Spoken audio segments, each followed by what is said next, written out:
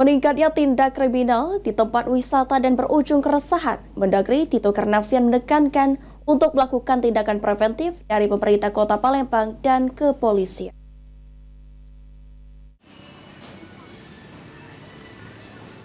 Mendagri Tito Karnavian mengungkapkan keprihatinannya terhadap meningkatnya tindak kriminal yang kerap meresahkan wisatawan di Palembang.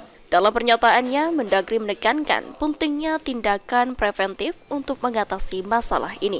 Mendagri mengusulkan agar pemerintah memberikan peluang pekerjaan yang layak bagi individu-individu yang terlibat dalam premanisme dengan memberikan pekerjaan dan gaji yang memadai. Langkah ini diharapkan tidak hanya mengurangi tingkat kriminalitas, tetapi juga memberikan dampak positif bagi perekonomian lokal. Cara-caranya ya untuk mengatasi masalah ini masalah lapangan kerja juga.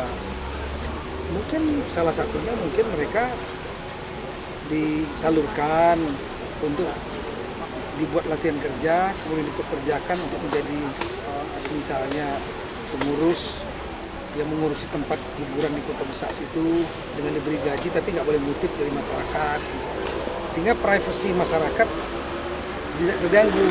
Kan kadang-kadang kenyamanan itu karena kalau kita didatangin, dipalakin itu kan nggak membuat malas juga datang. Kenapa nggak sama cari win-win?